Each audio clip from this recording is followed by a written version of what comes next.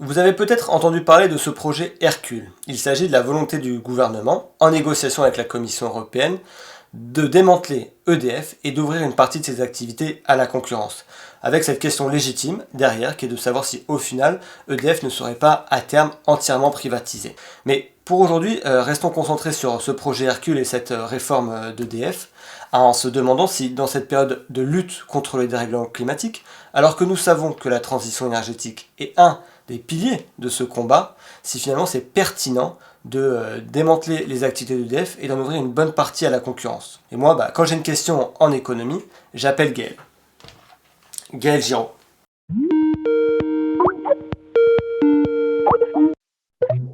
Ouais, merci Gaël de répondre à mon appel. On entend pas mal parler en ce moment du projet Hercule qui vise la réorganisation d'EDF. C'est quoi, selon toi, les enjeux d'un tel projet? Est-ce qu'il faut craindre un démantèlement, voire une privatisation du groupe? L'opération Hercule, elle vise à démanteler EDF en trois parties. Une première partie qui serait le cœur nucléaire, disons, de l'activité d'EDF, qui lui resterait dans le giron de l'État. Une deuxième partie qui serait mise en bourse, qui est en gros la distribution d'électricité.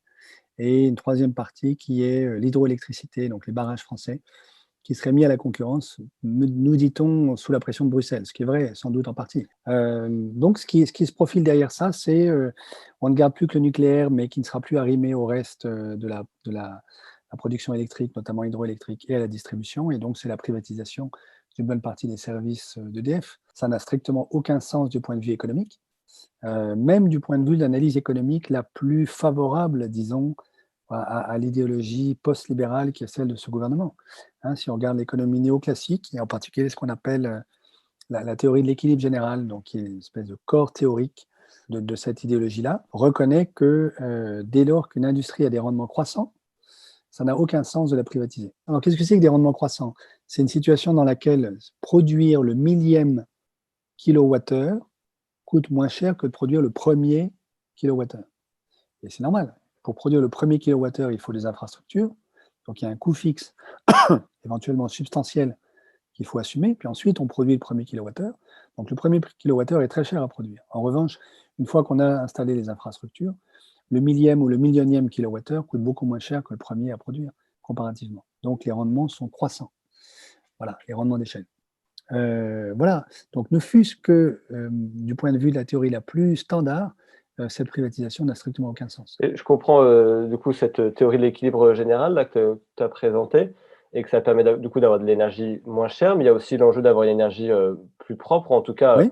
moins polluante. Est-ce que finalement c'est EDF, parce que il y a l'ONG Greenpeace là, qui a sorti un classement qui s'appelle le guide de l'électricité verte, notamment parce qu'on a vu apparaître d'autres opérateurs ces dernières années. Et finalement, sur la propreté de son énergie, ils ont classé quand même EDF 23e sur 24e. Donc, est-ce qu'il ne faudrait pas faire confiance à la concurrence plutôt pour la transition énergétique? Alors, je n'y crois pas du tout une seconde. La raison pour laquelle Greenpeace a classé EDF 23 sur 24, c'est essentiellement parce qu'EDF s'appuie fondamentalement sur le nucléaire et que le nucléaire est considéré par Greenpeace comme une énergie sale.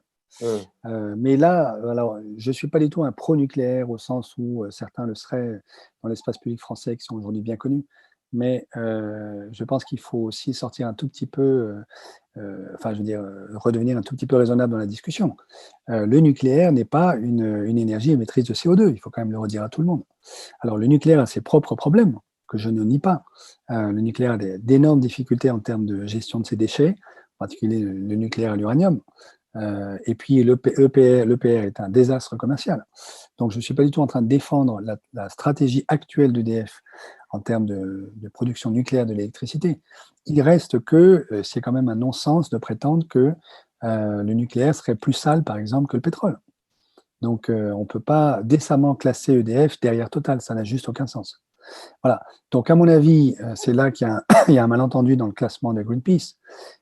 Et quand bien même on prendrait une option de sortie du nucléaire, ça doit se faire en bonne concertation avec l'État, certainement pas en livrant EDF à la concurrence. Ce n'est pas la concurrence qui permet de verdir une économie, jamais. La concurrence donne une prime au moins-disant. Ça dont il faut être bien conscient.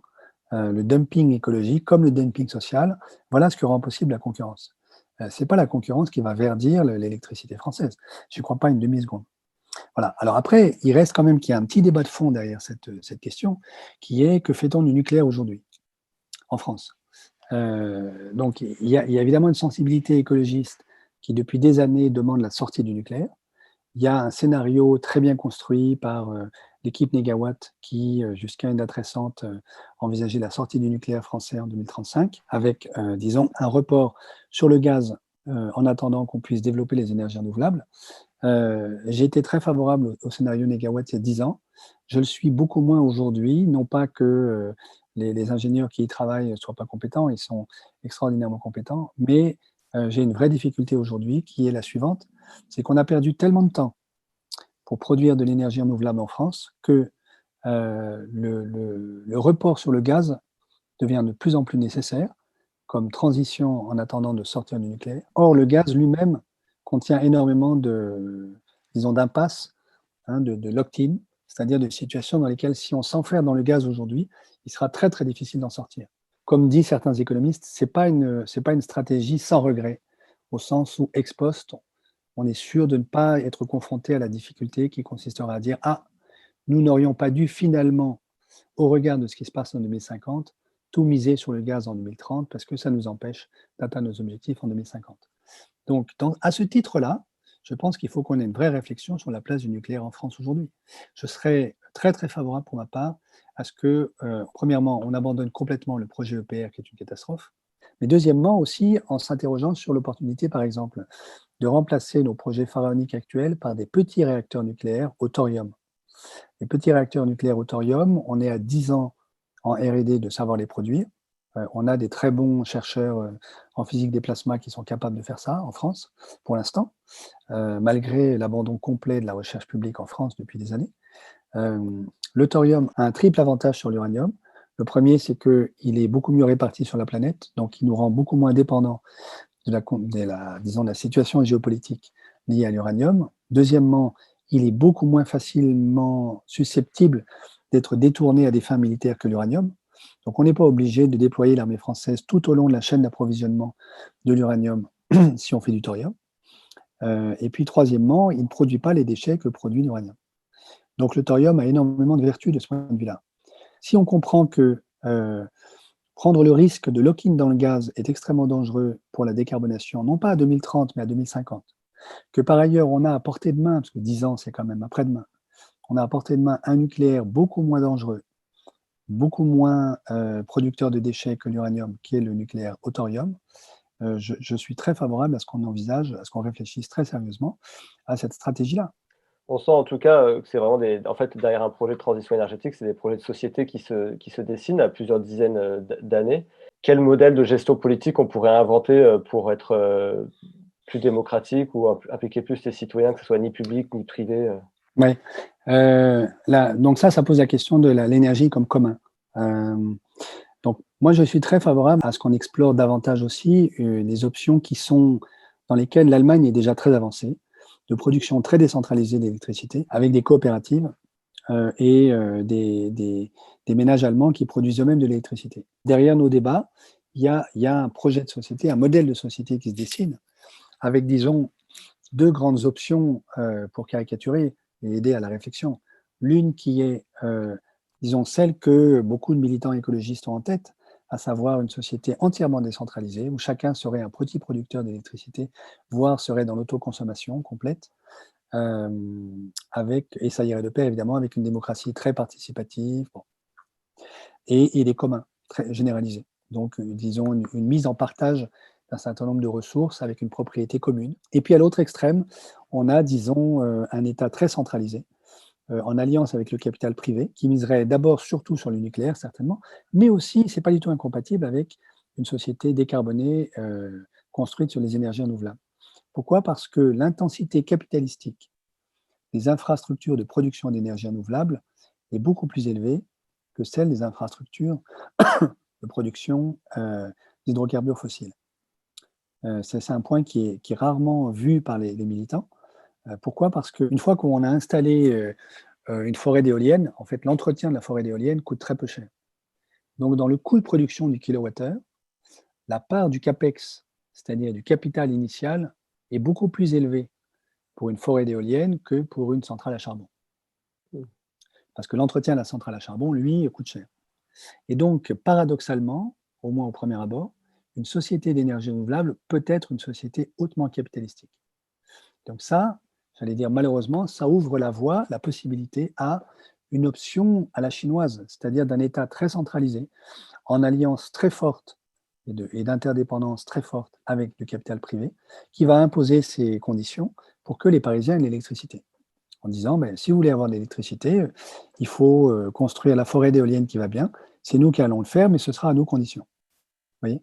Et donc, alors, mon point de vue, c'est que le gouvernement Macron, le sachant ou non lui-même d'ailleurs, est en train petit à petit d'essayer d'amener la société française à la deuxième option, tandis qu'en face, disons, il y a une option sociale écolo qui continue de rêver de la première. Alors je dis de rêver, ce n'est pas une critique, mais ma position aujourd'hui, c'est de dire ne rêvons pas que la première option émergera d'elle-même sans qu'il y ait des rapports de force extrêmement substantiels avec les défenseurs de la deuxième option.